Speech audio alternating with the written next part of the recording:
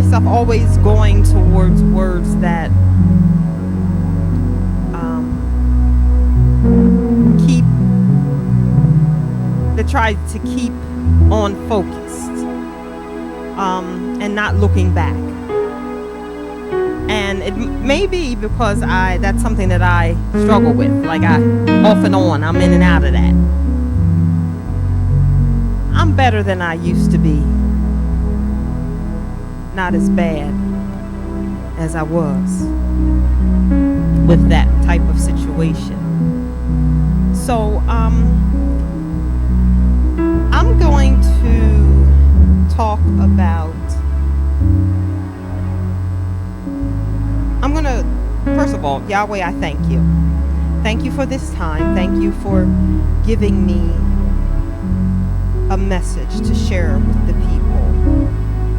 And I just ask that you be with me, move me out of the way, and you take full control. All these blessings I ask in your name. Yahweh, Amen. So, Genesis 19. I'm going to start there. Hold on. I have this little machine here. I don't want the batteries to die on me. So, Genesis 19. Everybody pretty much knows the story of Sodom and Gomorrah. That whole situation there. So,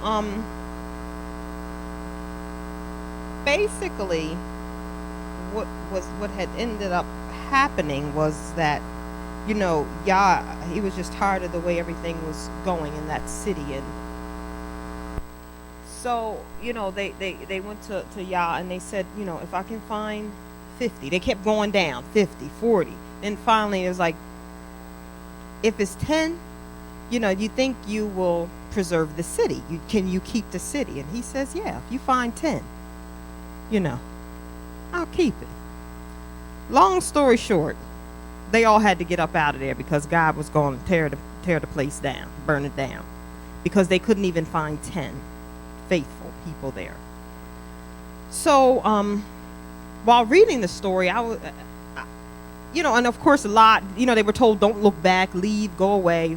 His wife turns around, she looks back, and she turns into a pillar of salt. And I was looking to see where he would flip out about her. I didn't see it. Did you? And I'm just saying, I was looking for it. And I went back and I was like, maybe I missed it, But he didn't flip out. They didn't even address it. It was like, deuces, You shouldn't have looked back. Like, sorry, me and the girls, we're going to go live up in this cave and we're going to start over. So I thought, wow, that is amazing, because, if anything happened to us, we are flipping out, whether Yah said it or not. And we struggle with things he tells us to do sometimes, because sometimes they make us feel like doormats. They make us feel very uncomfortable. So Lot basically did what he was instructed to do. He kept moving forward and he didn't look back. So I guess if I have to leave something with you, I would say to you, the message title would be, don't look back, keep moving, or you'll be stuck. Don't look back, keep moving, or you will be stuck. And I looked up the word stuck in Hebrew, and it means crushed, squeezed, or bogged down. So when stuff happens in our lives, we forget all about our worship experiences that we have on Sabbath. But if something happened on Wednesday night at 7:30, 8, it's going down. We kind of forget what we've done in worship and singing to him and telling him we want to be more like him and everything. But then when Wednesday at 7:38 comes, something hits the nerve or hits the pinky toe, it's on. We can't handle things. And everything that we promised Yah, or everything we asked him to do for us and through us, it's a result of different things that he allows to happen in our lives. So, you know, I'm sorry, my phone keeps cutting off. I don't like this, but anyway. So, you know, there was a time when, or was there ever a time when you wanted to repay somebody for some wrong that they had done to you? Or, you know, you just wanted to get them back. It just irked you that bad and it felt like they were just getting away with murder. And no one had to be responsible for that. The feeling that was left on your life, the hurt that was created, the fact that you struggle to get past things. But Philippians 3:13 says, "Brothers, I, for my part, do not think of myself of having yet gotten a hold of it, but one thing I do, forget what is behind me and straining forward towards what lies ahead." So the fact that it says we're going to strain, he knows that it's going to be a little struggle, a little tuggle, but he expects us to push through there, push to that place, and to make it, to not think what's behind, not to be crushed, not to be stuck in that place, you know, not to be bogged down, squeezed or crushed. Don't allow what is behind you to become more important than what's in front of you. So there's always a risk when we look back.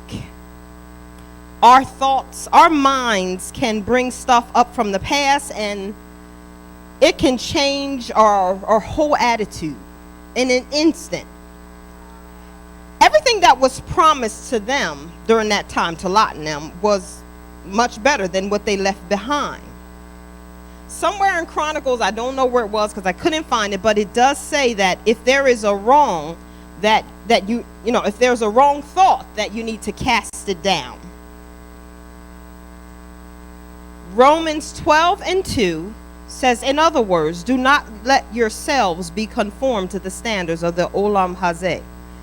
Instead, keep letting yourselves be transformed by the renewing of your mind, so that you will know what God wants and will agree what he wants is good, satisfying, and able to succeed.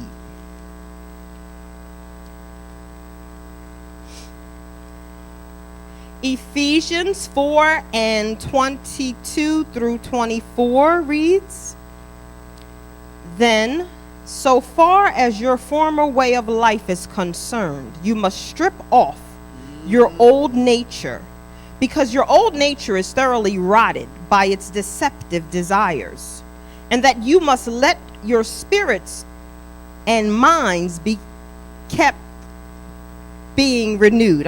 You must let your spirits and minds keep being renewed, and clothe yourselves with the new nature created to be godly, which expresses itself in the righteousness and holiness that flow from the truth." We have to decide that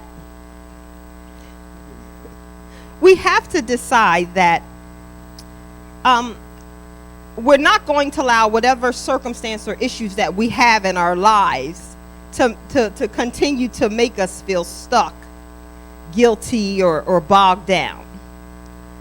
Don't look back, keep moving so you don't get stuck. And we say things to y'all like, here you go. Okay. Why you have to always deal with me? How come, Yahweh, you can't deal with the other people? How come you can't deal with my husband, my friends, my co-workers? Why do you always have to deal with me? We find that's my thunder. That's us getting a little rowdy with Yah, okay? Come with me if you will. So Yahweh simply says in Luke, "However, the one who did what deserves a beating but didn't know will receive a few lashes. But for him who has been given much, much will be demanded from someone to whom people entrust much. They ask still more. So, you're like, okay, after he answers you with that scripture, you're just like, so are you saying that because I know better, I should do better? So, dying to something always brings us pain. Yes. It does. I mean, I think about my mom when she was transitioning. She was in so much pain. She was transitioning. She was leaving. She was dying, and she was in pain. But they just did what they could do to help her deal or be comfortable right where she was. And being dead to something means that there's no pain anymore from that particular situation that seems to always bother you or always haunt you, or it's just a repetitive thing that you can't seem to get past. His desire is that we become numb to it, which is why we keep going through it. So I just wanted to ask the apostle, he doesn't know about this, but if he could just play, I'm going to sing a worship. It's a little small worship. And, the sweetness that I portrayed to you was Yahweh speaking to us. The songbirds was Yahweh speaking to us. So during our worships, when we're, worshiping him, we sing to him, and that's what he hears. We're honoring him. We're telling him you're all that in a bag of chips. I'm nothing without you. We're puffing him up. We're letting him know. So we'll sing a song like and you can just try and pick me up if you can. If they're looking for you, yeah, let them find you in me.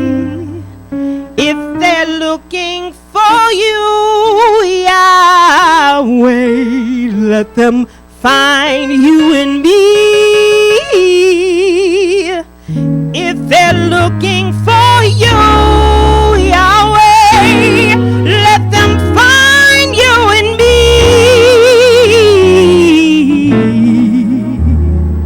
I may be the only Yahweh they see. Let them find you in me. I'm going to sing it again because, we get crazy during worship. If they're looking for you, Yahweh, let them find you in me. If they're looking for you, Yahweh, let them find you in me. I may be the only Yahweh that they see. If they're looking for you, Yahweh, let them find you in me. All right, so that's the songbirds. We singing to them. Everything is beautiful. Everything is wonderful. And then what we do is, we're so deep into worship, sometimes I don't even think we realize all that we say to him, because we say, let them find you and me. And everything about Yahweh is pure. It's lovely. It's wonderful. It's pleasant. It's, he's awesome. But yet we don't handle things so awesomely. So things have to keep playing about in our lives in order for us to get to that place. So joy, we say that we want joy. You know what I'm saying? We want joy in our life, or we want the courage to forgive people, or we want, but then when things happen to us, we're like, yeah, why did you do this to me? You know what I mean? We can't take it. So I'm just like, I know he's like, look, okay, hold up now. My child, about 3 weeks ago, You just told me how much you wanted to be like me. How you wanted to learn to forgive people, love them despite what they do to you, and turn the cheek and all that good stuff. And now I've done what you asked me to do. I just let a couple of little incidents and circumstances in your life, and you want to know why I've done this to you. So I know y'all is probably like, come on, y'all, get it together. But it's just those little situations that we fail to think about. How we tell them, you know, I love you. I give myself to you, my whole self. Well, giving our whole self to him means you're going to cry sometime. You ain't going to understand why the people you love hurt you the most. Like it just, everything that we honor him for and we tell him how much we want to be like him, we have got to rehearse that thing out. So keep moving forward. Don't look back at the hurts and the pains, because it's just a rehearsal. We're trying to be, if we're trying to be like him, then we have to go through some circumstances in life. And don't take everything personal that happens to us. Just know that it's your rehearsal and it's getting you to that place where you need to be, or where we need to be. So some things to help will be like reading the word, or listening to a scripture or something in the morning before you start or before you leave. Some of us may already do this, some of us may not. But when you do this, it ignites something in you, and it makes you think about him first. He's like the first thought on your mind every day. The word will bring you back to the awareness of him and his goodness. So we have to think on purpose. So when we wake up in the morning, just say those scriptures that will move you, scriptures that will energize you and make you feel empowered. Don't be led by your head. Don't allow the thoughts, the ungodly thoughts, to fill the spaces, the empty spaces. Yahweh's been too good for us to stay stuck, for us to be crushed, squeezed. So just keep moving forward. Don't look back. Don't be stuck. Psalms 0719. Sorry, my phone's cutting off, y'all. Psalms 37, 3-4 reads, "Trust Adonai and do good. Settle in the land and feed on faithfulness. Then you will delight yourself in Adonai, and he will give you the desires of your heart." For every moment that we're angry or we're upset, we lose 60 seconds of happiness. So it's a choice that we have. And we just have to do our best. It may not be the best, but we have to do our best. And we can't fool him. We can't trick him. He knows what our best is. True. You know, we can talk to our friends and say, look, I tried, I did everything. But Yah knows. He knows whether we've tried. And he will reward us diligently if we have so honestly done so. So a lot of times we feel close to Yahweh when things in our life are going just fine. But when we feel distant from him when things aren't going so well. But he's the same yesterday, today, and forever. It's us that don't put ourselves in that position of staying close with him. So we have to keep our mind on the right things so that the enemy can't fill our heads with the wrong things. And I just want to say that we all have different struggles in life. The ultimate goal in this walk is to survive and maintain your dignity while you do it. Because people will nail you to the cross if you go to church or if you go to an assembly or wherever you worship, if you go there every time the doors are open and you do one wrong thing, they will nail you to the cross for it. And be it right or be it wrong, we still have a standard that we have to uphold. I mean, I'm not going to stand here and lie to you and tell you that there aren't times when somebody's done some wrong to me and I wanted to put them in a shredder. And then I would be able to go home and go to sleep at night and not even thought twice about it because it hurt that bad and it just frustrated me so. But, you know, if I'm worshiping him and telling him I'm trying to be like him, I got to forget those things and press on. So that's pretty much what I have for you today. I wanted you to see how, or to hear how, for, lack of better words, what y'all may hear from us when we're complaining to him or when we're whining to him about things that, are so awful or so wrong. But yet we told him that we wanted to be like him. So I just encourage everybody today to press on forward. Keep moving. Don't look back. Don't get stuck. Because when you get stuck, in Hebrew it means that you're crushed, you're squeezed, and you're bogged down. So don't look back.